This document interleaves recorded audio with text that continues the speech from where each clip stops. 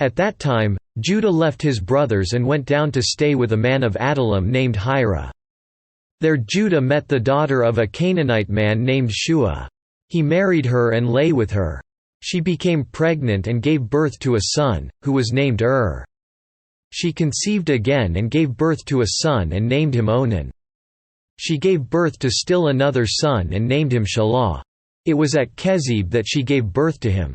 Judah got a wife for his firstborn, and her name was Tamar. But Judah's firstborn, was wicked in the Lord's sight, so the Lord put him to death. Then Judah said to Onan, "Lie with your brother's wife and fulfill your duty to her as a brother-in-law to produce offspring for your brother." But Onan knew that the offspring would not be his, so whenever he lay with his brother's wife, he spilled his semen on the ground to keep from producing offspring for his brother. What he did was wicked in the Lord's sight, so he put him to death also. Judah then said to his daughter-in-law Tamar, "Live as a widow in your father's house until my son Shelah grows up." For he thought, he may die too, just like his brothers. So Tamar went to live in her father's house. After a long time Judah's wife, the daughter of Shua, died. When Judah had recovered from his grief, he went up to Timnah, to the men who were shearing his sheep, and his friend Hira the Adullamite went with him.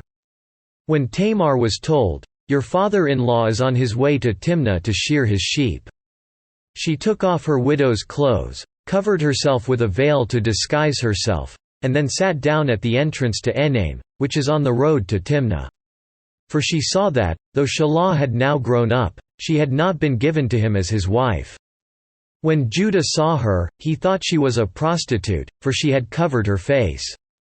Not realizing that she was his daughter-in-law, he went over to her by the roadside and said, "Come now, let me sleep with you."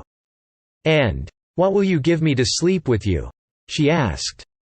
"I'll send you a young goat from my flock," he said. "Will you give me something as a pledge until you send it?" she asked. He said, "What pledge should I give you?" "Your seal and its cord, and the staff in your hand," she answered. So he gave them to her and slept with her, and she became pregnant by him.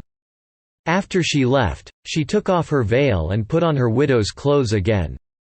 Meanwhile Judah sent the young goat by his friend the Adullamite in order to get his pledge back from the woman, but he did not find her. He asked the men who lived there, "Where is the shrine prostitute who was beside the road at Enaim?" "There hasn't been any shrine prostitute here," they said. So he went back to Judah and said, "I didn't find her." Besides, the men who lived there said, "There hasn't been any shrine prostitute here." Then Judah said, "Let her keep what she has, or we will become a laughingstock. After all, I did send her this young goat, but you didn't find her." About 3 months later Judah was told, "Your daughter-in-law Tamar is guilty of prostitution, and as a result she is now pregnant." Judah said, "Bring her out and have her burned to death." As she was being brought out, she sent a message to her father-in-law. "I am pregnant by the man who owns these," she said. And she added, "See if you recognize whose seal and cord and staff these are." Judah recognized them and said, "She is more righteous than I, since I wouldn't give her to my son Shelah." And he did not sleep with her again. When the time came for her to give birth, there were twin boys in her womb.